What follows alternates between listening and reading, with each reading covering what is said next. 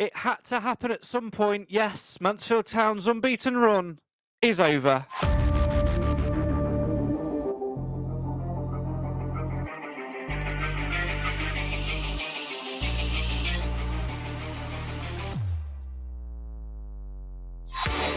The Stags' unbeaten run comes to an end at the hands of an old foe.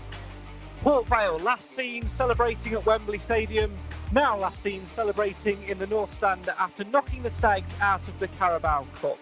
But we need to move on, move forward and not look back as we focus on Wrexham in the FA Cup on Saturday night, Everton under-21s in the former Papa John's trophy, the EFL trophy, and today I think a new sponsor trophy. And just look forward, making sure that the long wait for a defeat and the feelings that come with it don't haunt us like Halloween night. As always, come and have your say on your team in the comments. This is the show for the fans, by the fans. This is the Mansfield Matters Podcast, where moving on is the only item on the agenda.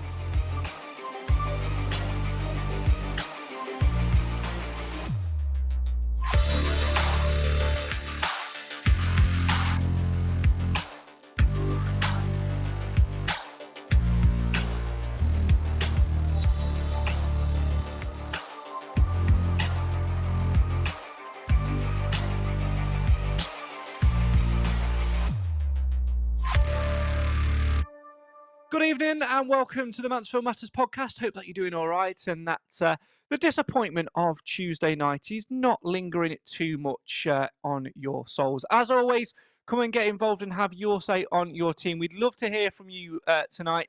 Will the Stags be able to bounce straight back, or will this be a staggering knock in our armoury?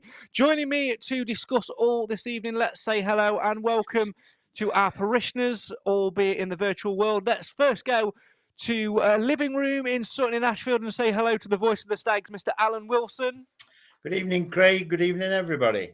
Let's go to a garage somewhere on the outskirts of Ollerton. It's Nick of Mansfield Town Shirts fame. Hi, Craig. Hi, everyone. And let's go to the man who's been sitting in his conservatory since this time yesterday. It's Mr. Clive Parkin. Good evening. Hey up, me duck. How you going?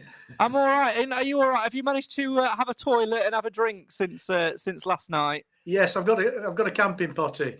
Oh, thank goodness for that. Now, Clive messaged me at 7:31 last night saying, "Are we podding tonight?" It's like, no, it's tomorrow night. Like I said earlier today.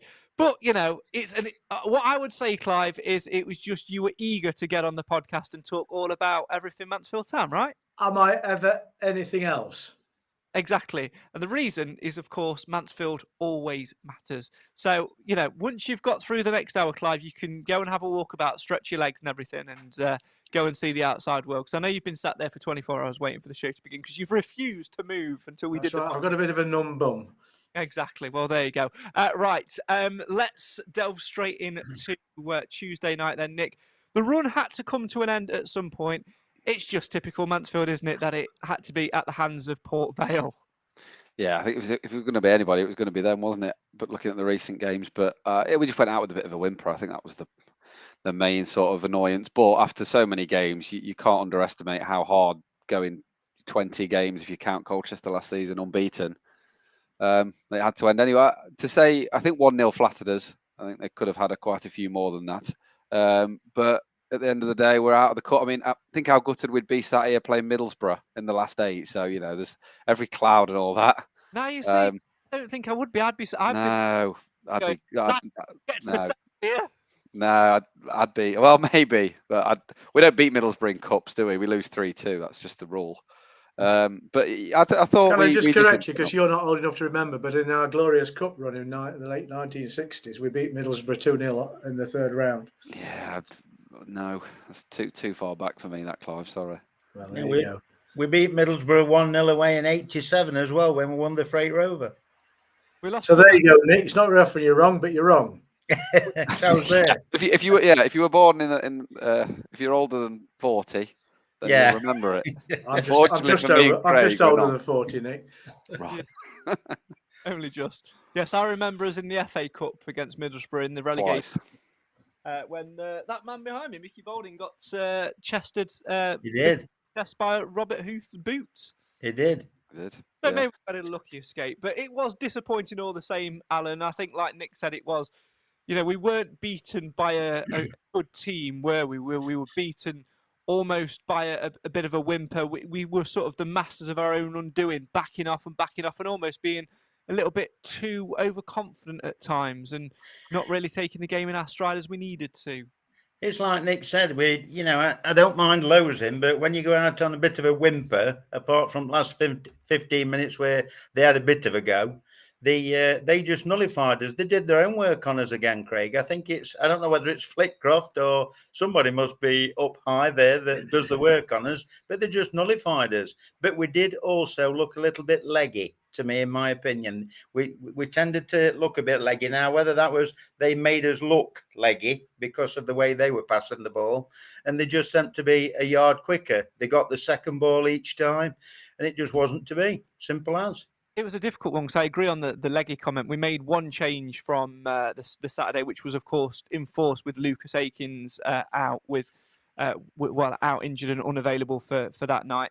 Clive, we sort of said on Sunday that he would be a bit of a miss, but maybe the sort of two things go hand in hand. We missed him and missed his influence, but we also looked a little bit leggy because we kept with the same 10 and didn't refresh it as much as we needed to. And I think that told a little bit as the game went on. We were somewhat lucky to get to half-time at 0-0. I was relieved. Yeah, I think we did miss Lucas, but if Lucas had played, we'd have still lost, I think. The team looked very jaded, in my opinion. And one or two of the players that we've learnt to be excited by were very anonymous during the game. And that made the difference. They were up for it. There's no question about that. They were drilled. They'd obviously got a game plan that worked against us. And I have no complaints about the outcome. The only complaint I've got about it is a stupid referee and an assistant referee, which was abysmal. But there you go. That's another story. Well, it is, and we are going to delve into it. So please do keep your comments coming in. We'll address some of the comments later on as well. Paul says, heard the wife was having a chat with you, Craig, after the game on Tuesday. Hope you was wearing your earmuffs. I'll be honest, I had no idea what it was. I'm happy to talk to anyone about Stags, but it was lovely to meet Mrs. Beastle anyway. So I hope she enjoyed. She enjoyed the night, other than the result, and it was a pleasure to meet her. I pass on my apologies. I had no idea who she was. Happens all the time. Nick, let's delve into officials because you are the voice of our officials on this podcast. Donna was her name. Apologies, Donna. You are the voice of the officials on this podcast. There's no defending that, is it? Now, I want to clarify one thing. I know the official will get a lot of flack, and I want to avoid the sexism part of it because for me that's irrelevant. But the decision, the offside when we were clearly onside, that was an absolute shambles. An absolute shambles. Yeah, it was. I think the most worrying thing is that the official in question is a FIFA official. So, and he was a Premier League referee, believe it or not, Tom Bramall.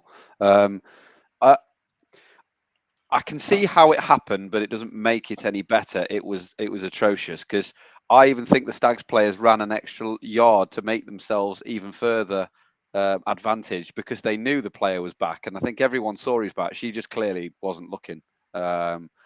It was one of many bad decisions that official in particular made down this side, even more obvious because it was right in front of the Stags fans. You know, there was corners, there was goal kicks where their players let him go and pick it up and she gave a corner and vice versa. And it was just, you know, they seemed very quick to make a decision, but they didn't sort of wait for player reaction on a number of decisions. And it was just very strange. It was a really poor decision. I can't think of any worse, if I'm honest, that I've seen.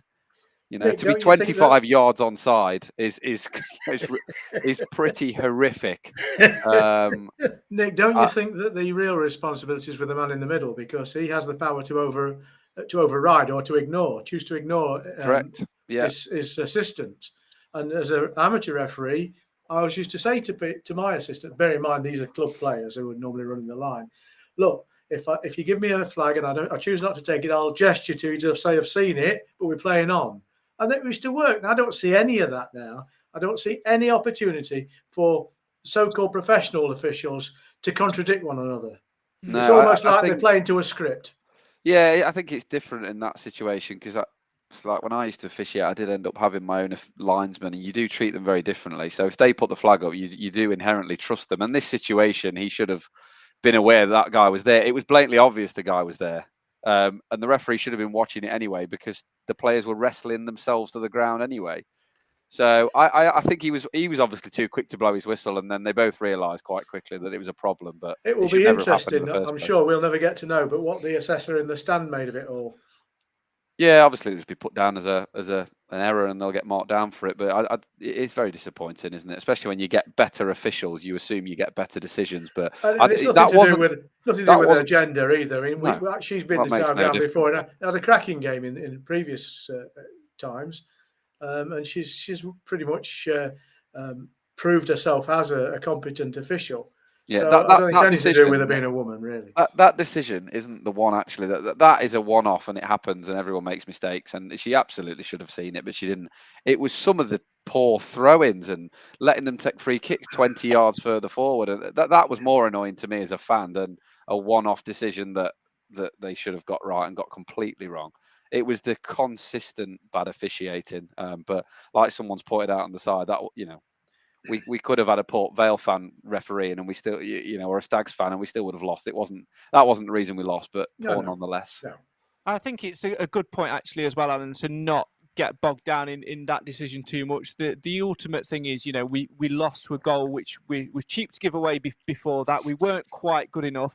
Yes, the officiating was bad. The point that I was trying to make was that I didn't want it to become a gender thing, because there have been a lot of things, about gender and all of that. That's not fair, because a male could have made exactly the same mistake. There was a male in the middle of the pitch. So all of that's irrelevant. It's an officials thing.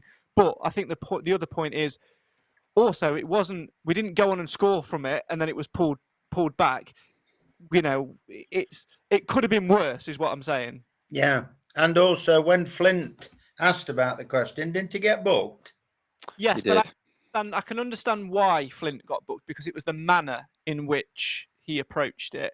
He literally legged it over and basically screamed in the official's face. So I can understand why he got the yellow card from it.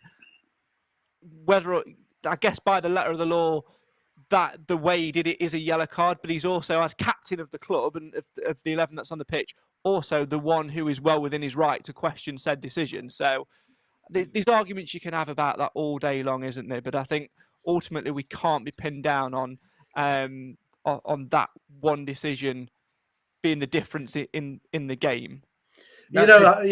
This question of confronting the referee in an overly aggressive manner is something that the EFL and the FA have tried to clamp down on, and they've made these rules that says you can only the captain can approach the official, and the next one to come running across to him will automatically get booked. They started doing that, and then they stopped.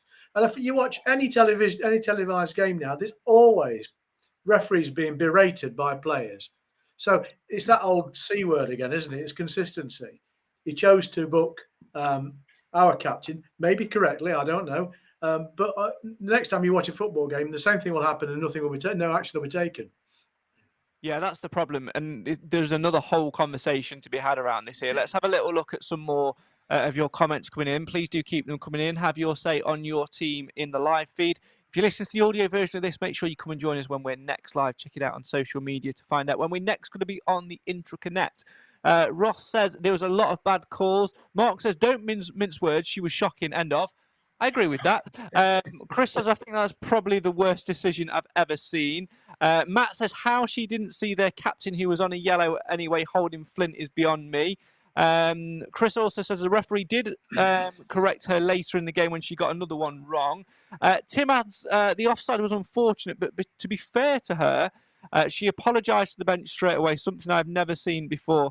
Mistakes happen. You can see why it was made. Very foggy. Player emerges from the floor, white top. My counter argument would be, but that's what they paid the money to do, to spot. I'm not having that. The point is, she should have been level with the second rearmost defender, which was the fella on the floor. She actually should have been stood with the fella on the floor. That's where she should have been stood. So yeah. Absolutely. Nathan says, why do fourth officials even turn up? Because I never know what they do. Big clue, they hold up a big board with some numbers on it. And they throw Nigel off every now and again. That's about it. And they're also there in case the referee gets injured, which does happen every now and again. So there you go.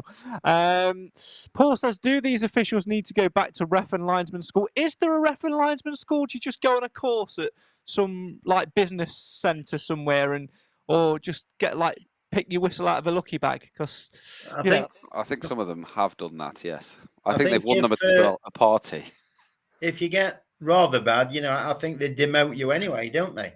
They put you like if you're in League Two, I think they put you into the National League if you get really bad marks. They promote and it's like a league table. There's a league table with assessors marks. If you're in the bottom 5, for example, they'll promote 5 from the National League and drop 5 down, etc., etc. That's at the highest level, but historically, referees emerged at the bottom of the pyramid by taking on junior league games and then working their way up the pyramid to taking more demanding fixtures on. And all the time, the clubs are giving them scores of competence. And at some stage, then they get independently assessed and get promoted.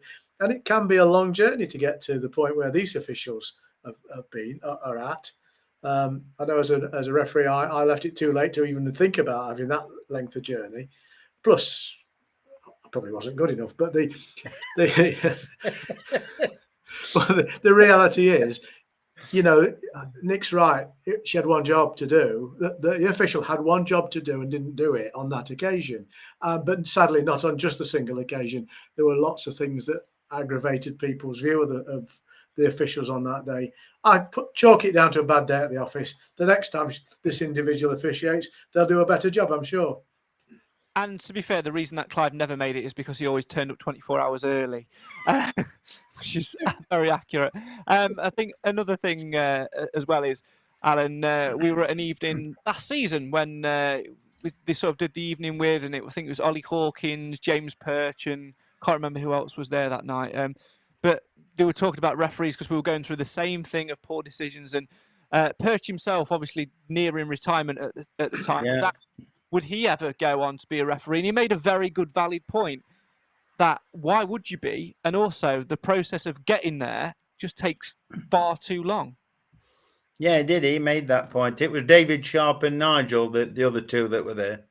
And he did. He made the point fair and square. He said it's not for me, and he delved into the reasons why. There's a lot of people that's given up playing that sooner go into coaching or management or something. You can't blame them for that. There isn't any real fast tracking, is there, to get to the senior referee level, and that's probably not a bad thing. But it does mean that it's the enthusiastic amateur that goes through the ranks to become an official. And in some cases, they don't have that material understanding of the game that only a player who's made a living out of the game perhaps can bring.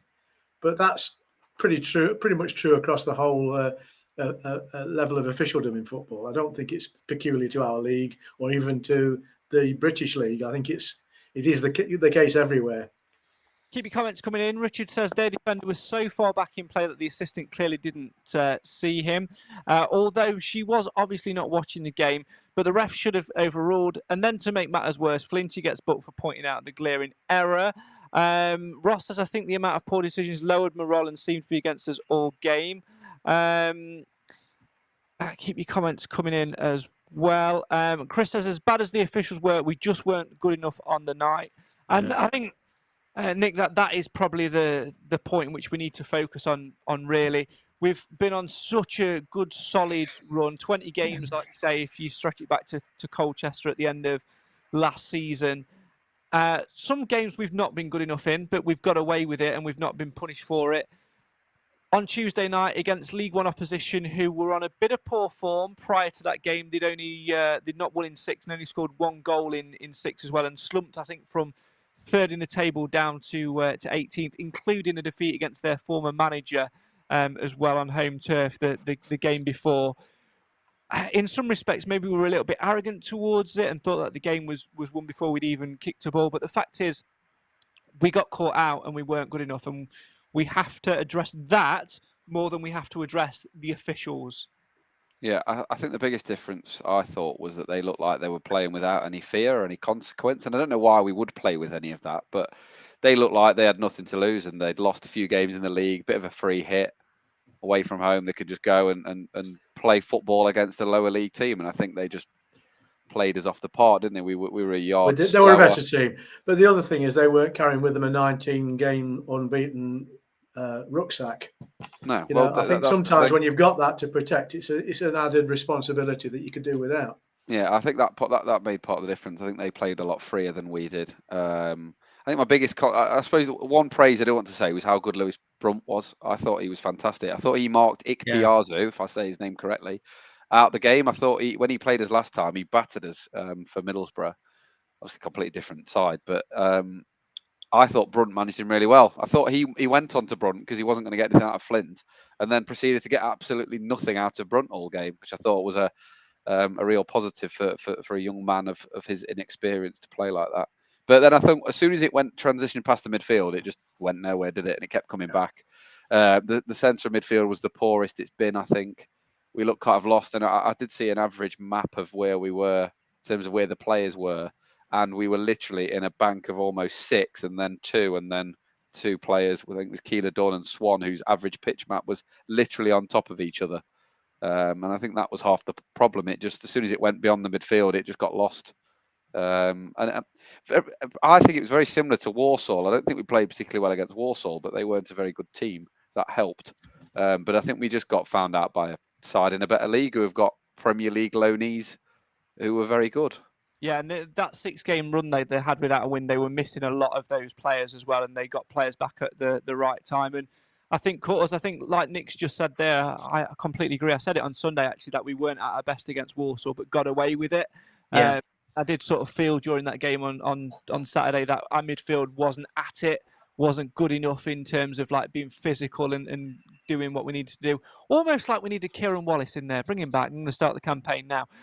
Keep your comments coming in. Interesting one to ponder, though, this from Mark Allen, who says, Tuesday proves that a lot of capital is needed to improve the quality of the squad should we go up.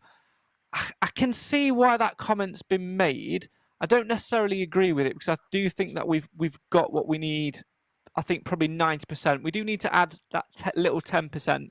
But I just think there were certain other factors in Tuesday which can get there. And I guess that also, when you do lose after a while, and it's against Port Vale, who've obviously got that thing with Wembley, and you're disappointed not to get to the quarterfinals and all of that stuff which goes with it, there's a little bit of frustration. But I still think that we are capable of competing against those sides with what we've got. We just need to learn more. And I think, sorry, Craig, I think the proof of the pudding will be in the eating, come Saturday night. It all depends how we bank up against them, depending on whether Akins is fit. I mean, there are rumours that he's had a fractured eye socket. Now, if that's the case, that's not looking very good at all. But on the other hand, like Nick said about, he thought about Brunt. In his interview after the match, his man of the match interview, Flint said exactly the same to Chris Revel. He says, I'm standing here under false pretenses, if you like. He says, I would have given it Brunt, which is, fair play to the lad himself. But no, I don't particularly agree with what Mark said. I mean, everybody's got their own opinion, but I think they're good enough. Maybe one in the transfer window if needed. But I think it was just one of those nights, regroup and see what happens Saturday, because they'll certainly be bouncing on Saturday and they'll be ready to play us. Especially after it'll be a different game altogether on Saturday, Alan, won't it? Yeah. Richard in the comments says, some Port Vale fans were surprised at how poor we were as they'd seen us batter Notts County and were expecting a similar performance. Chris says, completely agree that Brunt was our best player on the night. Flint spoke upstairs after the game and said the same, like Alan's just said. Peterborough and Port Vale were a class above, says Tim. League One is a big gulf. And also, we've had a comment about the Kieran Wallace thing. Just listen, it was like someone had a go at Neil McKenzie the other day, right? I'm not going to have it. Kieran Wallace is almost same level. Keep your comments coming in. Carl in the comments, Clive says, personally think Saturday against Wrexham will be harder than Tuesday. They will have sold out. Our ticket sales don't seem to be as well as the Port Vale game. And with the whole Hollywood thing, They'll be massively wanting a long cup run. They will be wanting a massive cup run because we saw it on the documentary. If anyone's watched it on Disney Plus or FFX or whatever it is, they have, put emphasis on having a good cup run. First year back in the league, they had a good FA Cup run last season. They'll be wanting the same again this season. With us having lost our first game, we do need to step things up and bounce back. So I do actually fear, Clive, that if we don't get a result on Saturday night against Wrexham, it could take us longer than what we think to get back to winning ways. This is the prime time to show that this Mansfield Town side, when we do lose, we're going to come back standing up, swinging both fists. I'm absolutely confident we will do exactly that against Wrexham. I think Wrexham have got failings of their own. Certainly they're porous at the back. Their potency at the front is somewhat limited because of injuries and suspensions at the moment. So I think we're in a decent position. It'll be League Two football against a League Two footballing team. In League Two, I think Mansfield is up there with the best in terms of quality of footballing being played. But it does require our midfield to play better than they did on Tuesday night. There's no question about that. But it'd be a different game. I don't think Wrexham will come with the same game plan that Port Vale did. And if we do lose to Wrexham in the FA Cup first round, so be it. Let's concentrate on winning this league, or at least getting promoted. Nice. We all enjoy a cup run, but sometimes it can be damaging. But let's go for a win, of course. Yeah. I completely agree with what Clive's just said there, Nick, but I just think that, we've had this fantastic run. We've had this great run in the Carabao Cup as well, got as further as we have done for many a season that any of us can remember in recent history.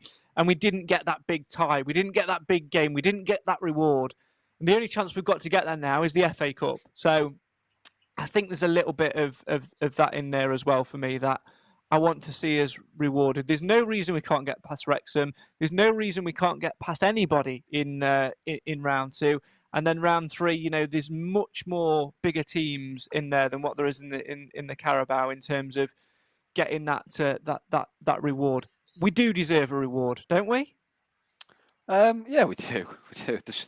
Just watching those draws back has given me PTSD. The blooming Port Vale draw, the Wrexham draw. You stay up all night and you get that tosh dribbled out, but never mind. Yeah, I'm a bit with Clive on this one. I'm a little bit like, am I that bothered? If you'd have picked one of the three games to win, I would have picked Walsall a million times over. And Salford going forward.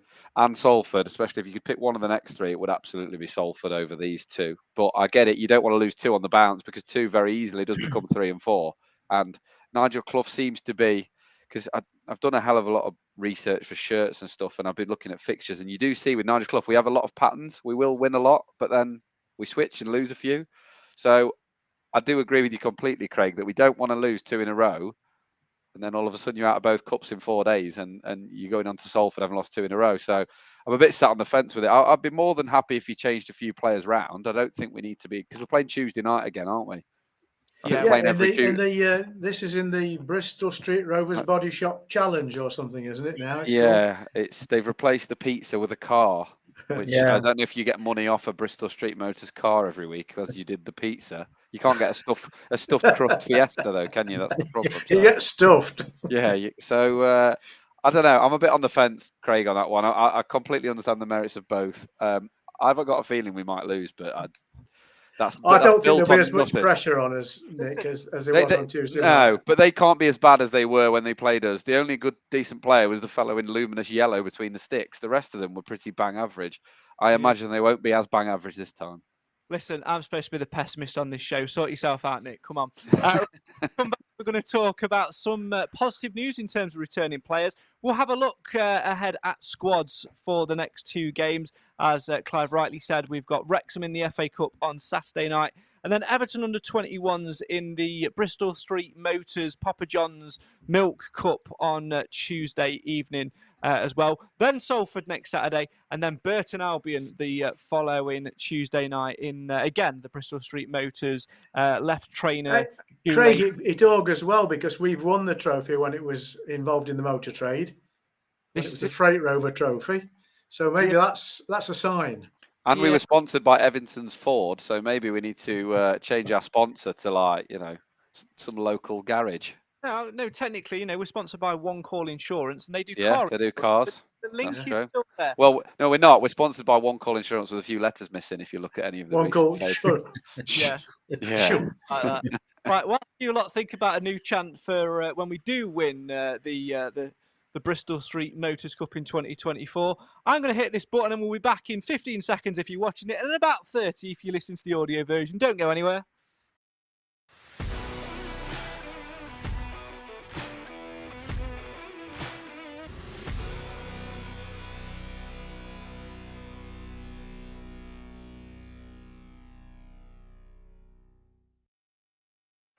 Right, lads, I've got it. In 2024, we run the Brum Brum Cup. I'm not certain. I think it needs a bit of Alan Wilson in there. I'm not sure. No? Okay, I'll leave it to those who are better at chanting than me. Welcome back to the Mansfield Matters Podcast, the show for the fans, by the fans. Please do continue to get involved in the comments in the live feed. Right, let's talk some positives from Tuesday night. Obviously, we lost for the first time in however many games. It's felt like an absolute lifetime. But, Alan, two positives. We saw the return of Rhys Oates and the return of the Mac. Yeah, quality. When Rhys came up, I shook his hand. I said, "Nice to have you back, Rhys." It was lovely to see him back, and he put his heart and soul into whatever he did as well. That lad hasn't changed. It can only bode well, because it looks good, providing they don't overdo him. There's no need to overdo him. Okay, well, he came on for a purpose on Tuesday night, but don't overdo it. Let the lad come back in his own time.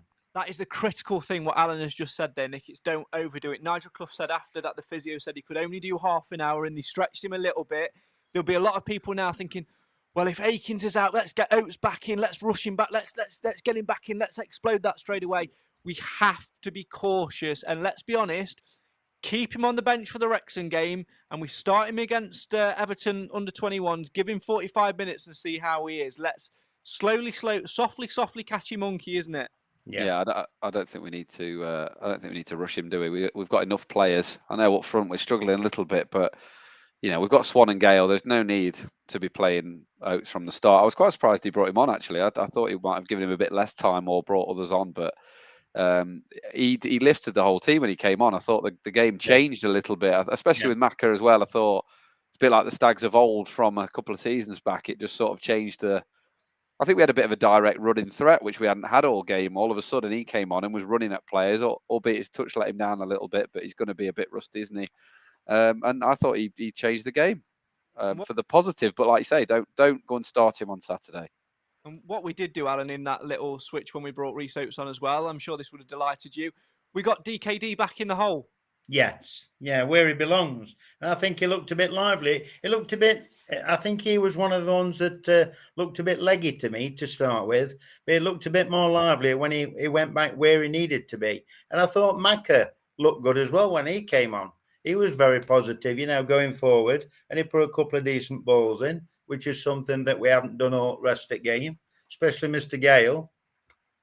Yeah, it's going to be an interesting one, Clive, for me, what happens down that left-hand side, because C-Mac, Callum McDonald, has been great for me. I think he's been a superb addition. He's grown week upon week. The change was, just to try and get a bit of pace on and to try and up a little bit. I don't think it was anything to do with how he was playing. There's a real opportunity to potentially look at pushing Callum McDonald or Stephen McLaughlin into that left side midfield role as well, isn't it, Clive? To occupy that Stephen Quinn gap and give what we've been lacking a little bit, which is that physicality, that aerial strength, that aerial battle. Well, if you're going to play both Callum and Stephen, you've got to do one of them in that slot, haven't you? Otherwise, you're duplicating where you don't need to. But I'm with you at the moment. I just think that we should have learned the lessons of last season. Don't bring injured players back too quickly simply because they want to play. They should only be allowed to play if the club is absolutely sure they're ready for it. And I think if Steve McLaughlin got a really bad bang on his leg again, we might not see him play again. Yeah. And likewise, if Reece Oakes collides with a crossbar or something, we'd be quite clever, but it would set him back a little. Anyway, in 2024, we got up off the floor and won the Bristol Shield. We love this stupid contest because we are Mansfield. I mean, it rhymes, but it's. Hey, listen, I've been up all night. Yeah, well, I know. You can tell. You can tell, dearie me. Nick, bring some sense back to proceedings, please. Let's look at the next two games. If we can, obviously, Wrexham on Saturday night.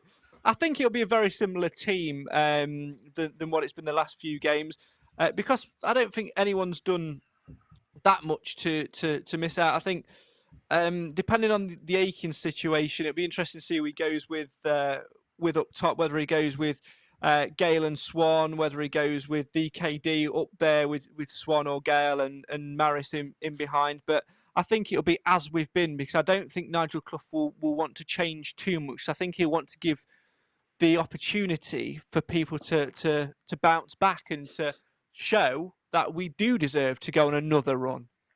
Yeah, I think he's probably got Tuesday night in mind as well, that he's got to play players in the, like we say, the car dealership of the week cup, whatever it's called. We've got to, I want to see Boateng play. Every time he comes on, I think Boateng makes a difference. And I know, you're in the Kieran Wallace fan club, which has a bitter rivalry with the Boateng ultras. I don't know what they're called. How solid we'd be now if we'd have kept Narty. Well, God's sake, Paul Black. But I do like Boateng, and I'd like him to play on Saturday and just give him a bit of a run out. I don't know how you change the team much really, because we play a lot of central midfielders, don't we, in the 4-1-2-1-2 that we tend to play. But Alan's got his hand up. He wants to come on, so we can play Alan up top. No, I was just thinking, Mr. Johnson, right back, put Barry up front where he belongs, give him a chance, one match only, give him a chance, and put the Swan at the side of him. Yeah, Swan needs somebody else with him who's not DKD, because we kept humping balls up high. Leave DKD where he is. Which is ridiculous. I know it means you have to drop somebody, whether it be Maris, Clark, whoever. I'd give Keeler Dunn a rest, I think. Somebody will have to give if he goes that way, but at least Jordan can head the ball. He can do the flick on. He's got pace. He can hold the ball up. He's got every attribute that you need. And I know, look at Craig. I know what Craig's going to say, but it's just an option, Craig, because where do you go otherwise? You put Maris up front or DKD up front, and it just doesn't look right. I'm not for a second disagreeing with you. I fully agree that Barry deserves 90 minutes in natural habitat. But I'd give Aaron Lewis a rest if it was me. But the realism of the Bowery up front scenario is, the more likely scenario is Aidan Flint will go up front and Jordan Bowery will play centre back. And if anyone thinks that that's preposterous, have a look at how we've played in the last 3 years under Nigel Clough. Yeah. Anyway, yes. Just a thought. Yes, Mark says there's no way DKD can be rested. Did anyone see Swansea scouts in the Upper West? They're not watching Boateng for sure. Clive, you were saying there about giving Aaron Lewis... I think Aaron Lewis has been particularly anonymous in the last couple of games. I look to him to bring a bit of influence, and it's not there at the moment. Apart from his miracle goal at Accrington, I just struggle to think where he's made a big impression on a game so far. He looks the part. He's obviously fit enough to do the job. He's just not providing what I think we expect from him. I'm not having a go at that. I like him a lot, but it's just, that's my view. And I think in a game where the midfield in general played poorly, I don't want to pick on him particularly because Maris had a poor game and others. DKD was pretty much ineffectual, but that was partly because we were pumping high balls up to our midgets up the front, and that's not the way forward. But I think we do. I think it's worth experimenting. We do need to take one of the midfielders away to allow that to happen. Whether that's brave or foolish, I don't know. But if you played Barry up front, Johnson and Lewis together again, they were formidable last time. You just never know. Give it a chance. Johnson and Lewis will play together again, but just with Jordan Bowery to the left of Callum Johnson. and big Aidan Flint up top leading the line. One thing I'm quite looking forward to, because I'm relatively sure that he'll go with this, Nick, on Tuesday night. Obviously, it'll completely change it. Those who don't play Saturday will play Tuesday, so you'll know the team for Tuesday pretty much by Saturday evening. One player I think he probably will play is that of Mikhail Abdullah, who played last time. And when he does that, he changes it to a 4-3-3, a flat 4-3-3, with Abdullah one side, somebody in the middle, and then Gale on the left. Now, I know that Mark in the comments has constantly tried to get us to talk about James Gale. I've been waiting for now to talk about it. And I actually think that when we play that 4-3-3, and he goes to either side, I actually think Gale becomes a far better player because he does a lot of tracking up and down the pitch. His heat map must be absolutely on fire. And I think that actually, I'd actually quite like to see that with Abdullah one side, Gale the other, and Oates going down the middle, which I think will probably be the likely scenario on Tuesday night. Yeah, Gale's an interesting one, isn't he? He's come on in a couple of games I've been to, like Accrington. I thought he was brilliant at Accrington in games like that. I mean, he might even have started at Accrington. I can't remember. But last this week, say last night, this week he was extremely poor, wasn't he? His decision making was awful. Albeit we have players who are in their mid-30s who've been playing for 20 years and are awful. If he plays on the wide side, he has to improve his delivery because that's probably his weakest part. His best part, I think, is his tracking and his running and and his general just being a bit of a nuisance. But his end product needs to improve, obviously. But that'll only come with experience, I guess. You can't not play him and then say, well, he's rubbish, because you've got to play him and give him the chance to get better. We can't. Yeah. You can't have it both ways. You can't say he shouldn't be playing, but his delivery's terrible. Well, the only way he's ever going to get a good delivery is by playing. So let's either commit to him and play him or not. One or the other. Mark's just said in the comment there, but he can't cross. But for me, his job is not to cross. Yes, all right, before you shoot me down, he's playing, in this scenario, wide left. Wide, which means people perceive to be the player who crosses the ball. But his job is, and this is what he does superbly well and where he's really, really done well, his job is to press, to track and to press and to bring other people into play. And when he does that, he does superbly well. And that's when you have players made up from your midfield who are there to do that, to carry on that link, to make those crosses.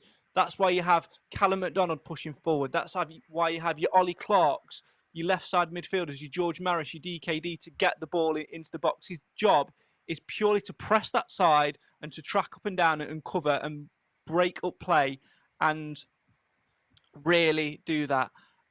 Mark says Colin Larkin was a presser and could cross and pass. Yes, but Colin Larkin, when he was at Mansfield, was also further down these lines in his career. I get your argument. I get it. I understand it. But also, I think from our point of view, is a young player who we've bigged up. And what we've done so often as a club is throw these players in and not develop them. I also agree with your comment about which is why he should be loaned out. Absolutely, he should be loaned out. But the likelihood that he's going to get a loan now at this point is slim. And what we need to do in order to loan him out is bring another player in because we can't afford to let him go out. So we've just got to be patient with him. And I think what we have to do as a club and a management, Clive, is look at ways in which we can get the best out of him because sometimes he's coming on and performing roles which don't necessarily suit him. And for a young player trying to develop, you need to adapt to them rather than to get them to adapt to you in order to fulfill their strengths, in my opinion. I think we have to keep reminding ourselves he's a player for the future, not necessarily the rounded player we want for today. But we are, in the absence of Oakes being available, we are bringing him into play a little bit more than perhaps the club intended. I don't know. Yeah. It's a fair criticism of his crossings, Paul, but I have to say our crossing as a team in the last couple of games has been very disappointing. And that worries me because it's making opportunities we then wasted must frustrate the arse off Clough. I'm going to say they've also, making the point that they play him extra times, because Swan's not doing the business at the moment. Once if and when he starts, because I do believe he will eventually, but it's when. He just needs a goal and he's so low on confidence. That he is. But, that might be why, they're having to push Gailey, because everybody's do a bad game. Okay, he didn't do that well when he came on Tuesday night. But before them, I think, quite a few times when he's come on, he's done reasonably well. Certainly has. Keep your comments coming in. Have your say on your team. Before we go to podcast predictions, final words on Tuesday and bouncing back. And we're talking about Swan as well. Mark says, agree, Reece Swan apparently having a pre-match injection anywhere near fit, which says a lot. And sometimes, Nick, we as fans don't get to know this information. No. Sometimes it filters through and it's sort of second-hand and you don't know whether it's true or not. It's that clarity, isn't it? We'd love the club just to be a little bit more clear, but there's a danger in doing that as well, isn't there? Because it also alerts the opposition to it. Because I know what I'd do if I heard that information. If I was a defender, I'd be standing on his foot. Yeah, I do agree with that. But if he's got an injection in his foot, don't play him. Simple as that. Play Gale instead. We don't need to be playing players who have got injections in their foot. Sure, we don't if we don't need to. But I understand players probably play with injuries more than we know. But like you say, if we get told a bit more often, then, there's a fine line, isn't there, to tread between telling us everything and telling us nothing. Like the Danny Johnson situation, we knew nothing and everyone was speculating every 2 seconds. We've got a situation with players who tell us at the end of the season, I've been injured for 10 weeks, but I've been playing. Well, if they told us, maybe someone would cut them a bit of slack. You don't know, do you? So that's a fine line. But, Swan does need to book his ideas up a little bit. Right, well, there we are. We're 47 minutes in, which means it's time for one thing and one thing only. And because it's the first podcast of a new month, you also know what else it is. It's update time. So will they win, lose or draw? And what will be the score? It's the guessing game that brings you zero fame. But to be the best, you must outguess the rest. So will they win, lose or draw? And what will be the score? In the League or Cup, you just make it up, because they're just works of fiction. It's podcast predictions. Will they win, lose or draw?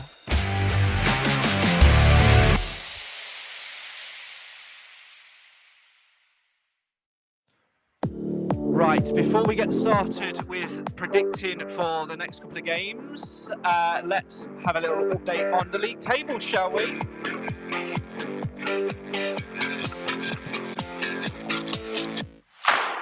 Let's give some honourable shout-outs to players who are on the board and who have scored points. So I'm not going to do all of you, but I'll pick a few of you out. In the 1 Point Club, we've got Mel Chatlock, Mark, Super Mel, Dennis Sims and Tom King. In the Double Figures Club, we've got Nathan Edge, Matt Green, not that one, Sam Pateman, Darren Woods, Proud Stags, Taxi Pete, Joe Dalman, Mitchell the American, Roger King, Paul Broomhead, Keeley of Her Game 2, Mark Lapco, Adam Crump, Richard Spencer, the Craigs, Foster and Vincent, and Priest, a Wilson in Marie, a Pound in Stephen, Sarah Stonick, Kiwi Stag, Kathy Holmes, Tim Phillips, David Shetlife, a Man Who Collects Shirts, Stephen Yule, Simon Wilson, another Pound in Will, and there we go. If I've not mentioned your name, maybe you've not scored, maybe you're less than 10 points, but are you in the top 10? Let's find out as we go through that top 10 to find out who is leading the way on podcast predictions at the start of November.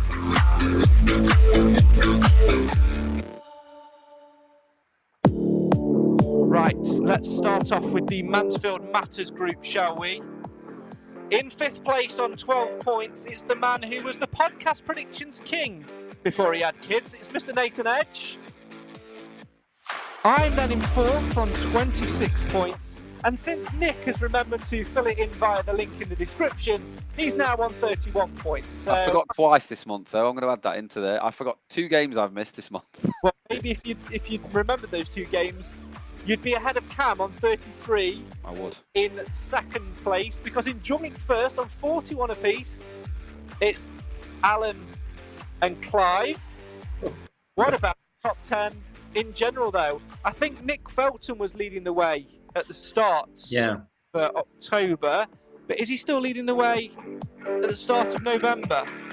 In 10th place, 34 points, Will Pound. Joint 9th on 35, Otley Stags, Cam Felton and Chris Ellison. In 8th on 36, it's Stags Chat, whilst in 7th on 37, it's Ashley Mutter. Alan and Clive occupy 6th with 41 points, whilst JS is in 5th on 42. Mrs. Trump, thanks to a perfect score in the Warsaw game, predicting 2-1 win and Bowery man of the match, getting 16 points, is now in 4th on 47. Whilst in 3rd, it's a two-way tie between Ben Swain, our podcast predictions mathematician, and, of course, Fathead, the illuminous Fathead, on 50 points apiece. And then we've got Steve Naden and Nick Felton. One is on 52 points, the other is on 58 points. But who is in first and who is in second? Only I and Ben Swain know at this point. Alan, who are you saying is in first and second? I would go Nick first. Clive, who's in first, who's in second? Nick. And Nick, is it your namesake or is it Steve? It is. You think Nick is leading the way at the top? I reckon so. Oh, I'd really wish I put a half points in for all of you because I'd have ramped up the league table there. In second place on 52 points, it's Nick Felton. He's fallen from grace. I'm sure Cam will be delighted. And in first place, with 58 points and leading the way at the top, it's Steve Naden. Well done, Steve. Well done, Steve. You are the predictions leader at the start of November, but will you be there in December where I can exclusively reveal that we will be doing some point add-ons in December because it's Christmas, it is the season of goodwill and all of that. But for now, make sure you get your guesses in via the link in the description. Let's do podcast predictions for the next two games.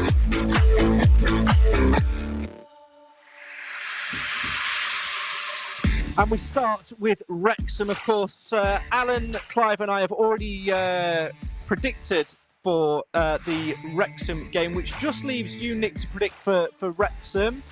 Just to let you know, Clive's gone a 1-0 win with Pim man of the match. Alan's gone 2-1 win with DKD. I've agreed with Clive on man of the match, but also with Alan on the score. So, Nick, where are you going to go for Wrexham, please? 1-1 Flint. Excellent. Right, and we will also go with Everton. Now, a reminder for cup games, in particular the Everton game, because of course Wrexham goes to a replay. We are only looking for the score over 90 minutes. Victory, penalty shootouts won't be counted. We're looking for the result at the end of the 90 minutes. Nick, you're up first. Oh, I have no idea as to the competence of Everton's youth team. I'm going to go with 3-1 Stags. And your man of the match. I'm going to stick my mast at the Boateng fan club. I'm going to go rogue. I'm going to go the only person who makes this guess, Hiram Boateng. You deserve half points just for that. I should have. Alan, you're next. Yeah, tough one. I will go 2-1 Stags win. And I will say James Gale. Oh, Clive. Gotta speak. Tough. He just talks through the through his name. I'm going to go for 3-1 win against the Toffees, and I'm going to say Mr. Clark is going to star. Okay, I am going to go for a 2-0 win, and I am going to definitely put my colours to the mast. Kieran Wallace. No, I'm going to risk losing points and go with Flinders. I was just going to say, I bet you'll say Flinders then. He should play, surely. As always, get your guesses in via the link in the description, and you must do so no later than 1 hour and 1 minute before kick-off for the respective games, which will be 6:44 on Saturday and 5:59 on Tuesday. 7 o'clock kick-off for that one. And Good maths. It is a 7 o'clock kickoff on Tuesday night against Everton under-21s. So we'll see you at Alan's box at half-time. 7:45, is it? 7:45 kickoff? Clive will be there on Monday night at 7 o'clock, sat by the turnstile wondering why it's not open. With a pie. With a pie. with a confused look on his face. Now, I have just realised why we lost against Port Vale. For weeks, I have been bigging up the sausage rolls cooked by the West End upper kiosk staff. On Tuesday night, I have to admit, they were absolutely. Oh What dear. is that, eh? Yeah, they were absolutely. Yeah, not even worth the censor button. They were shit. So that's why we lost. I knew when I took my first bite out of it that we'd lose. Oh dear. Absolutely. Right. As always, thanks for all your comments, questions, and opinions tonight. It's all about moving on. The title of this episode has been called Moving On. So finally, to go round the panel, I'll start with Clive, then go to Nick, and then finish with Alan. Can the Stags bounce back from that defeat and move on straight away, or will it be a struggle few games? Clive, Nick, then Alan, and then we'll say goodbye. Of course they can. They will. Struggle. Bounce back.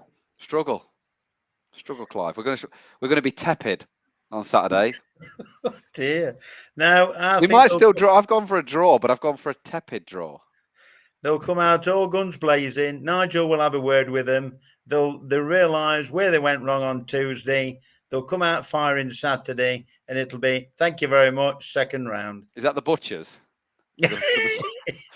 Nigel's gone and had a word with the Butchers until they sort the rolls out. As long as the sausage rolls are fine, there's absolutely nothing to fear. You know what? After less than a year on this podcast, I've finally done it. I've finally passed my pessimism over to somebody else. Only today. I normally go for a win. Day. I could just see it being tepid. Yeah. We'll look forward to you joining us next time and discussing all and giving you the new mantle of pessimism. That is unfortunately all we've got time for tonight. My thanks, as always, to the Mansfield Matters podcast panel.